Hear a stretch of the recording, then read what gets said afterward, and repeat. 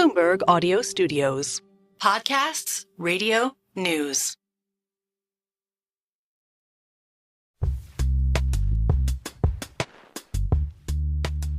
Hey, what's up? You're in Minnesota?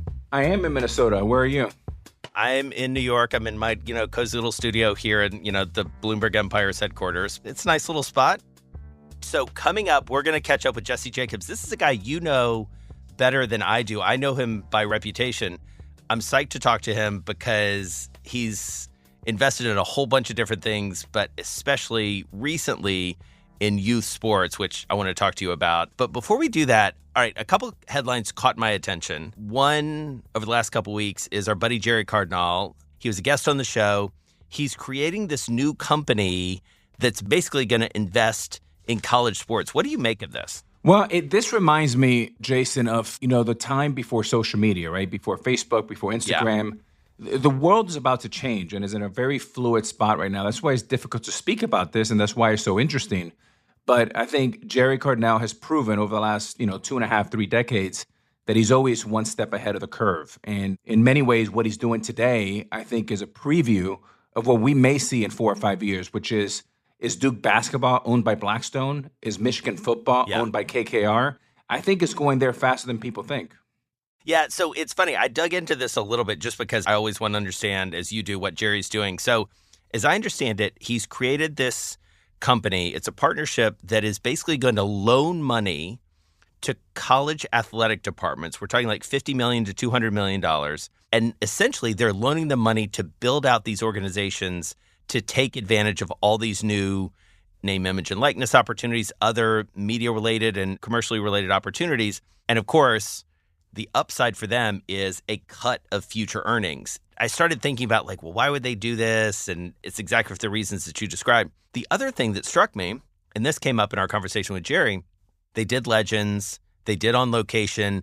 These are live experience businesses at the end of the day. College athletics are live experiences business. So when I started to look at it from that perspective, it makes a ton of sense because these games, and I'm thinking about you going to visit your daughter at the big house at University of Michigan. I mean, think about all the money flowing around a University of Michigan football game. Yeah, and also don't forget the Yes Network for Jerry Cardinal, who he started that with, 2001 for George Steinbrenner's partnership of Goldman Sachs when he was just 33 years old. Look, I think this world of college is so interesting, and we should all keep an eye on it because it's one of the most ever-changing business models that there is. I mean, you've gone from, take Michigan football, you mentioned it. It went from a very simple model of big revenue, low expenses. You take care of the head coach, you take care of all your coaches, and after that, you have the regular administration, right? Today, you could have bigger revenues and growing tremendously because of the TV contracts, and now you have to run a mini semi-pro team. Yeah. Now you have to take care of players. You need to institutionalize. You need to bring more business people, M&A people. And this is something that universities are not quite equipped today. So I like what Jerry's doing because through debt, with a kiss on top, when you say you get a little bit of the upside, I call it the side door. But I think the debt side is the most kosher side and the easiest side to approve because you keep the institutions in control. Okay, I'm going to say it. This is one of my favorite phrases that's ever been uttered on our show. Debt with a kiss on top. I mean, that's fantastic. I feel like I'm going to use that like later today. All right. We got to talk about youth sports because it's going to be a big part of our conversation with Jesse Jacobs.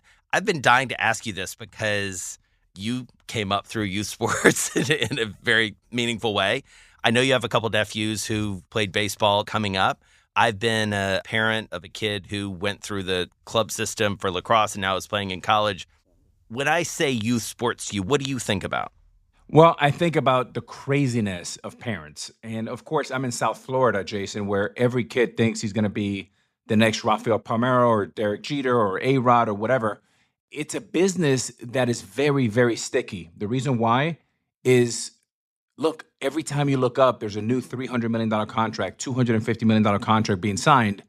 And it's irrational for this reason. Parents will do what they can't afford to send their kids to travel, to pay for a $500 bat. I mean, my mother's a perfect example. We couldn't afford barely to eat steak, but she put all her money together to send me to summer camp or to buy me a bat. So I think it's a growing business, and I love what Josh and Blitz are doing, Josh Harris and Blitzer are doing, David Blitzer, and now with Jesse, I think it has a huge, huge upside. Yeah, I mean, I think about this all the time, in part because I grew up as a kid. I played a little bit of travel baseball, a little bit of travel soccer.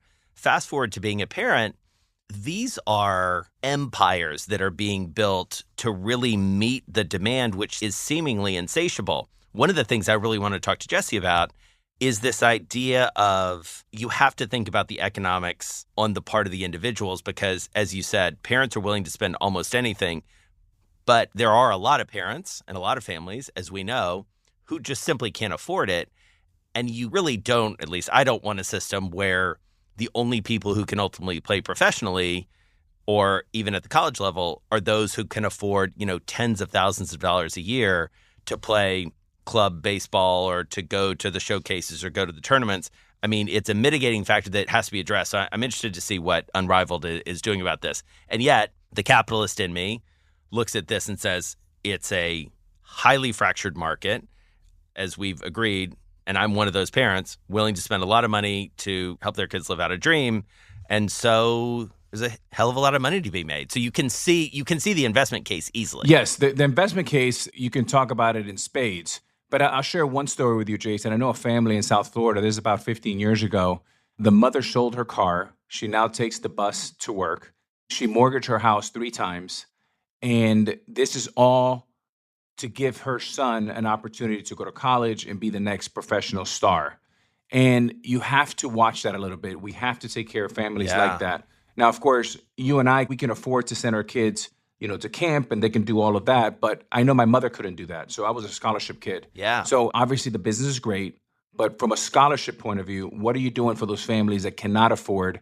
And also you want to protect them from themselves, that in order to chase this dream, they're not going to file bankruptcy. Yeah. I mean, and the reality is, and you know this well from your own experience and also through family and things like that, the actual number of scholarships for baseball, lacrosse, football, basketball are very, very small. I mean, the top of the funnel is massive. The bottom of that funnel in terms of the money that's actually given to people in order to get a full-fledged education, especially a full ride, those are tiny. I mean, and then, of course, like, to make it in the professional, it's like a fraction of a fraction of a fraction. Anyway, I'm probably rolling on this more than I should, but... No, Jason, listen, I'm very passionate about this too. And the deal is that, if you look at the data, and the data is very open and very transparent, probably 1 out of every 1,000 make it.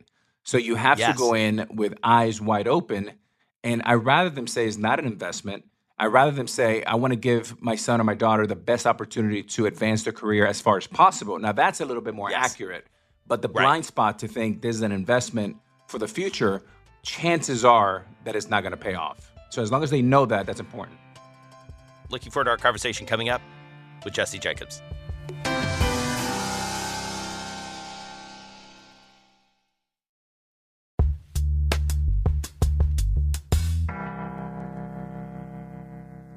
Welcome back to The Deal. I'm Jason Kelly here with my co-host, Alex Rodriguez. So this week, we're talking to Jesse Jacobs. He co-founded a firm called TCG, the Chernin Group. It's an investment firm that builds consumer and media businesses. And some of the deals you have definitely heard of: Barstool, the Professional Lacrosse League, and one recent one, Unrivaled Sports, a deal they just went into with Josh Harris and David Blitzer. Jesse, really good to have you with us. Jason, Alex, thrilled to be here. Thanks for having me. Big fan of this show. All right, so Jesse, we make all our guests do this. So introduce yourself, because we always want to hear like how people sort of present themselves to the world. I actually have 2 jobs. So one job, I'm a founding partner of the Chernin Group. Chernin Group is a growth equity, private equity firm that invests in sports, media, content, consumer. I have 2 partners. We run about $3 billion of capital. We're on our 3rd fund. The majority, or most of what we do is in sports, not 100%. I'm happy to go through that. We've been doing that for about 14 years.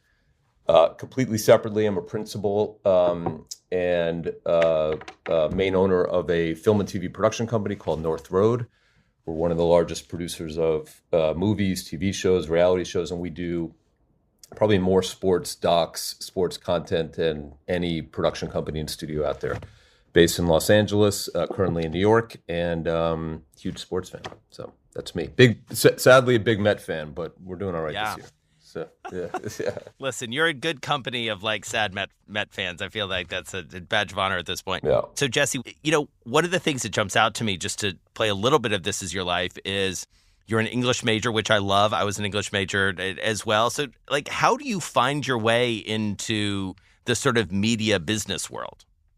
Yeah. So when I found out that I could actually go to college and read books and graduate, I signed up for that at University of Pennsylvania. I was an English and communications major, loved sports, just wanted to be in the sports industry. And when I was in college, between my freshman and sophomore year, Fox Sports got the rights to televise the NFL from CBS. And in between my freshman and sophomore year, I flew out to LA, got a job as an intern.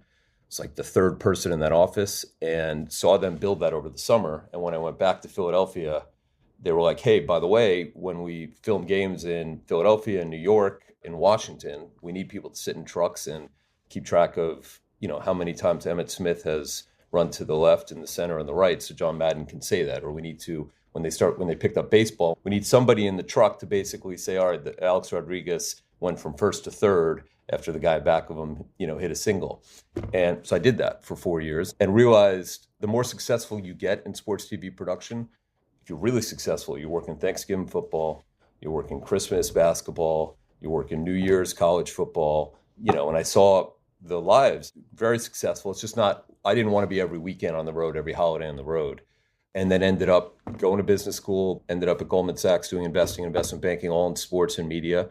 And then left to start these two firms with Peter about 14 years ago. And Peter had been the CEO and chairman, Peter Chernin of Fox and News Corp for many years. Yeah, Jesse, it's interesting. You mentioned about once you found out about reading books and then you were excited about college. When I found out you had to read books, I passed on college and went to the pros. So that explains it. Okay, I'm talking with two really smart people here. But, of your impressive resume, we've become buddies over the years. And I was telling Jason before you jumped on that you're one of the most talented people that I've ever come across. And it's not just because you're high IQ, but your EQ is also very strong. But I've always read you as someone who has a great nose for great talent and deal flow. Where did you learn that from? And what attributes do you think, is the biggest payoff for you there? Thank you for saying that. I mean, to me, it's all intuition and psychology. We're going through this right now with, there's a company, there's a person who runs it, very successful. They own 100% of it. And you can look at the numbers and you look at the business plan, and at the end of the day, that's going to get you so far. But ultimately, can you work with that person? Do they have what it takes to win? When you're alone with them and ask them questions about psychologically, how does this process feel to you? Are you excited about it? Are you nervous about it? Are you selling me in this process? Or are you completely transparent and open about it? And I think you just learn those reps just through human intuition and also communication. Ultimately, 95% of everybody's job, maybe not athletes, I don't know, is storytelling, which is, sure, it's when we're sitting down and saying, and you know this, Alex, very well from all the successful businesses you've been in, but if you get someone to invest with you, you are showing them numbers, but you are telling them a story, right? Yeah. If you are trying to convince somebody to take your money to invest in them, you are telling them a story. Our entire job is storytelling. So take us back to 2010 because, you mentioned Peter Chernin, like unbelievable career, working for Rupert Murdoch. You guys sort of strike out on your own, three of you to sort of do this.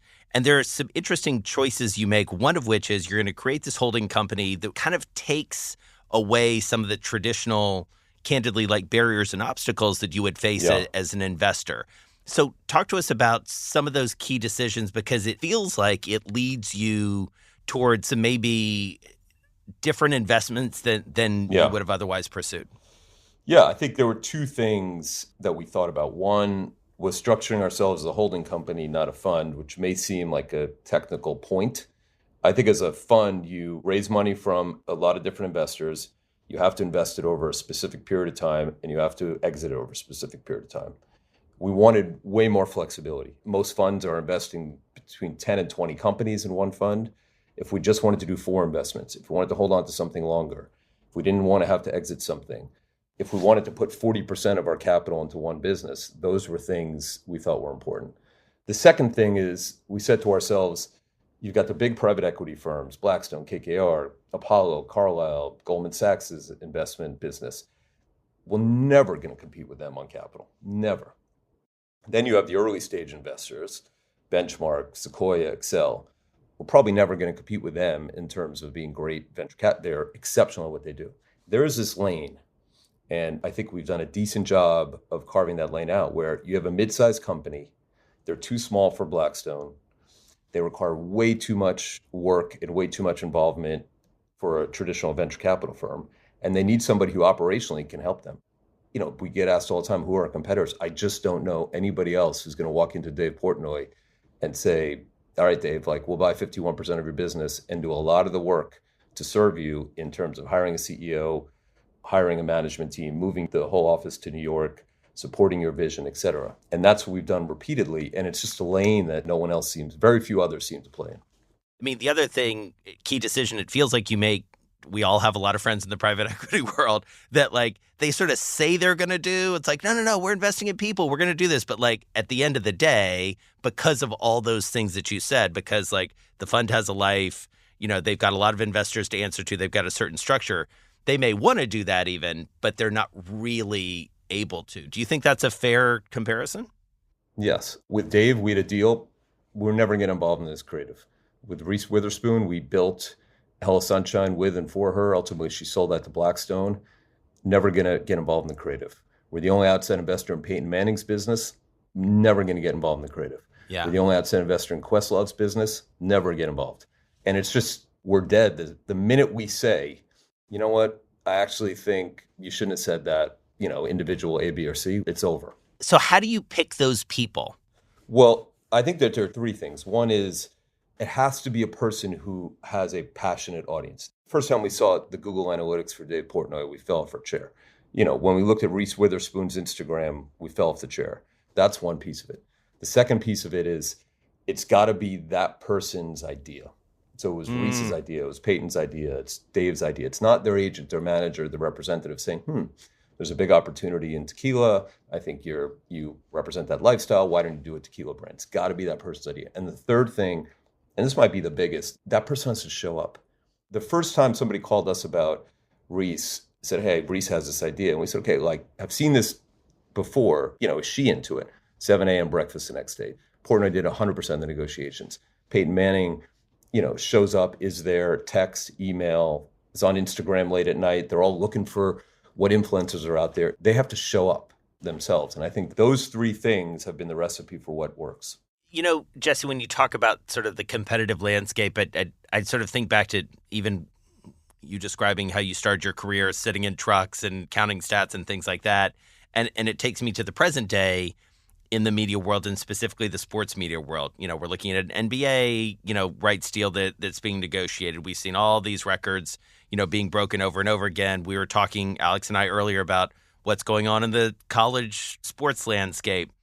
As you think about the sports media landscape at this point, how do you characterize it at this point, and what should we be looking for sort of around the corner? If you're a league or a team, the thing you always want is however many bidding packages you have to sell, you want at least one more buyer. Yeah. Right. And the NBA has that right now.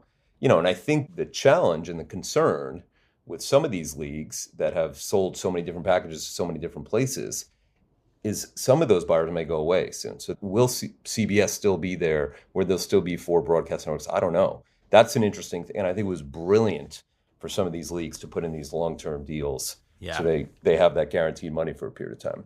The second thing is I think the college landscape is most ripe for disruption. I mean, it is complete chaos right now, you know, complete. And we're deep into it in a variety of different ways. The schools are paying for players, the conferences are paying for players, the sponsors are paying for players, the alum are paying for players. All of a sudden you go from one year to this school, then you go to that school the next year. It's chaos, and that has got to change. So I think the biggest opportunity in sports media, I believe, just given the appeal of college football and how disruptive that whole space is in college.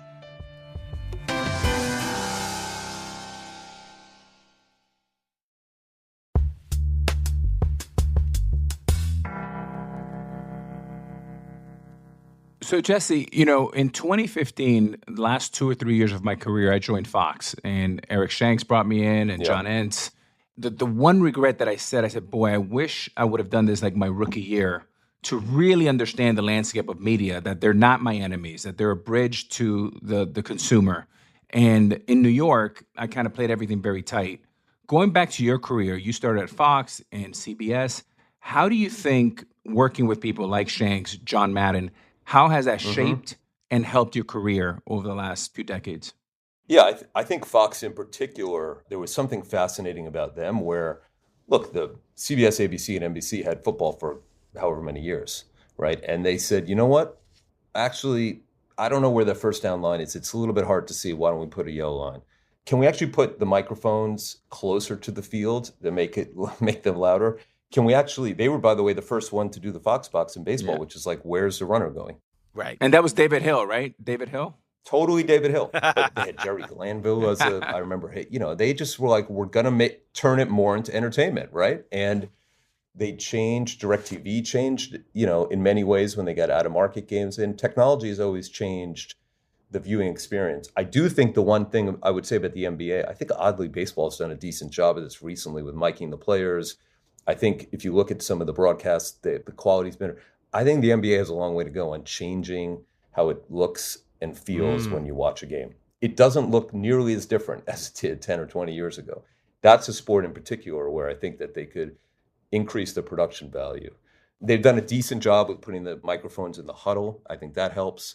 Look, people are looking for something new and fresh and loud and energetic. They're looking for technology to be integrated. They're looking for personalities. And I think Fox, what it taught me at least was, that stuff matters and we'll get an audience. Okay, so let's talk a little youth sports if we can. It's something Alex and I talk about all the time. He obviously came up through the system as it was, as a amateur and then professional athlete. I actually am a parent of a college athlete, so I experienced the whole club world. And we know Josh Harris and David Blitzer really well, what they've done with Unrivaled and getting together with Cal Ripken and his brother Billy Ripken to form this company. You guys come into Unrivaled as a big investor. Tell us about how that came about and how you go about assessing something like that. Yeah, we've had two themes. We're very theme-driven in how we go about investing. And by that, I mean, we say, 8 years ago, we said sports gambling. 7 years ago, we said podcasts. A couple of years ago, we said there are two main themes that we're interested in. One is youth sports. The other happened to be sort of European soccer, and that led to an investment as well. And here's what we do. We assign a team, multiple different people, and that team's job is to go out there and find every youth sports company in the United States of America, within every sport, within every part of the value chain. And then over time, you start to winnow down. You're like, I think this part of the value chain is interesting. This part isn't interesting. Like we concluded, you look at baseball as an example, the Little League level, really hard to enter into. It's nonprofit, it's mom and pop, really hard to enter into. You look at, should we get into the business of making bats and balls? Really hard to get into that business. You look at premium experiences and you're like, I have, sadly, a stratification of wealth in the world that creates a class of people who have increasing amounts of discretionary income, who also want whatever that they could do to enable their child's progression academically, athletically, et cetera, and are looking for premium experiences. Look, Josh and David are the two other best, investors and people out there to partner with. And they had one asset, which was incredible, which is within baseball. It's two assets within baseball. Cooperstown All-Star Village, taking place right now, by the way.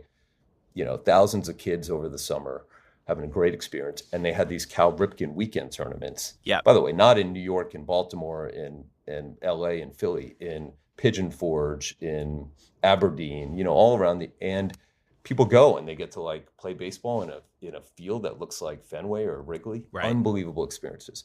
We known them. They believe, I think, you should ask them, that there was value that we could provide on the media content management side of it. And we came in and bought a third of it. We're all equal partners. It's a great business in and of itself. And I think there's a huge opportunity to grow the baseball business.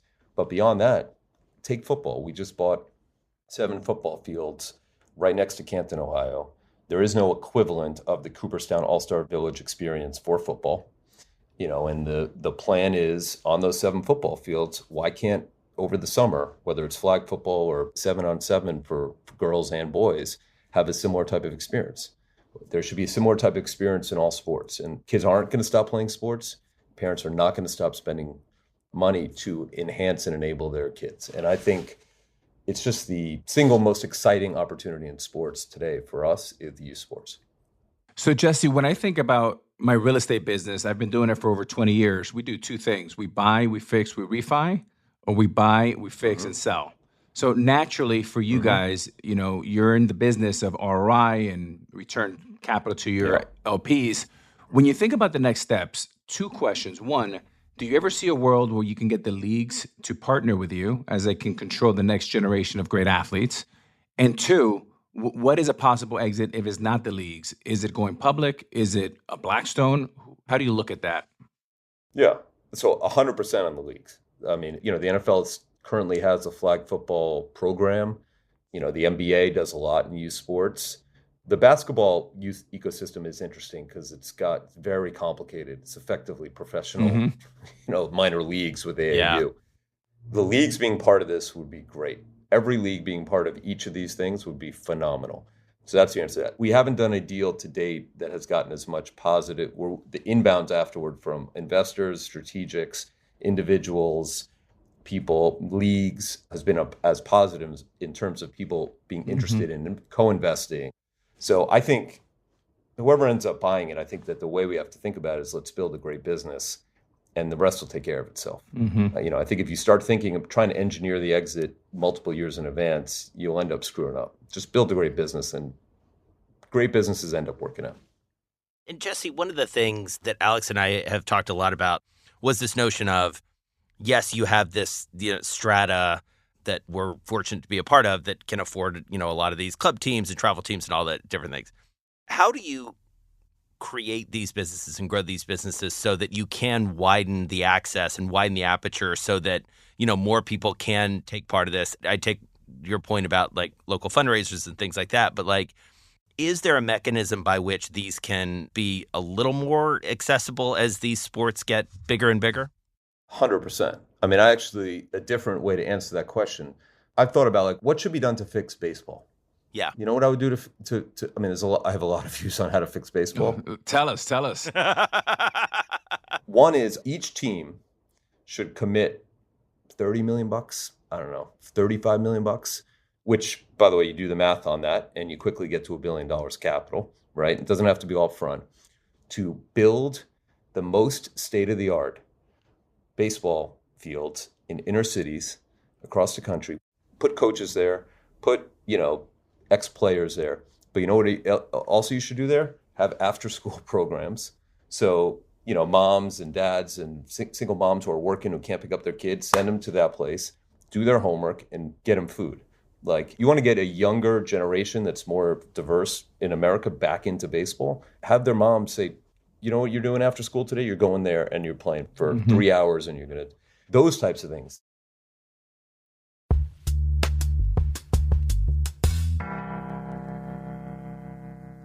All right. So we literally could talk to you all day, but we want to be conscious of your time. We do like to do a little rapid fire with all of our guests, Jesse. So all we say is keep it tight. What's the best piece of advice you've received on deal making or business? Be honest. What's the best deal you've ever worked on? Barstool. What's a deal you wish you'd been a part of? How long do we have? God, that's a good question. I think any of those NBA teams that were bought when Blitz bought the Sixers and that sort of wave, which just, I remember, by the way, as I told me, we were an arbitrator on a deal where the Atlanta Hawks owners were, you know, I mean, that was like, they couldn't give the franchise away. I'll tell you the other deal. In 2013, we came this close to buying Hulu for $1.3 billion. Wow. Which, that one would have been good. So, Jesse, what's your walk-up or hype song before a big meeting or a big negotiation? Oh, God. You know, the honest-to-God truth is I don't have one, but it probably would be white noise. Okay. It would just be white noise. Just to block it all out? Just to block it all out, yeah. All right, so what's one mistake that everyone should avoid in negotiations?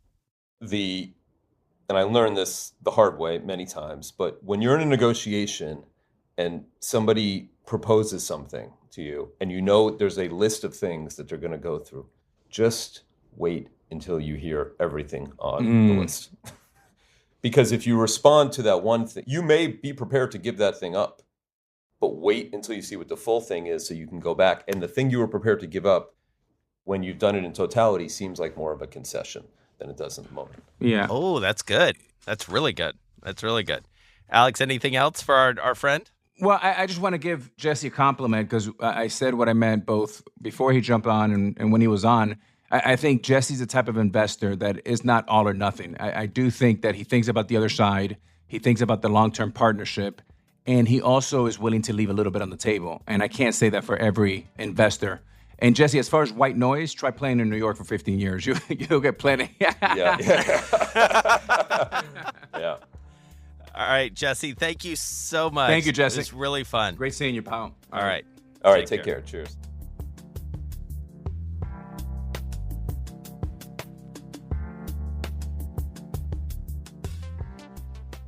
The Deal is hosted by Alex Rodriguez and me, Jason Kelly. This episode was made by Victor Aveyes, Stacey Wong, Anna Mazarakis, and Lizzie Phillip. Our theme music was made by Blake Maples. Brendan Francis Noonan is our executive producer. Sage Bauman is the head of Bloomberg Podcasts. Additional support from Kelly LaFerriere, Ashley Honig, Rachel Scaramuzzino, and Elena Sausangelis. If you have a minute, subscribe, rate, and review our show. It'll help other listeners find us. Thanks so much for listening. See you next time.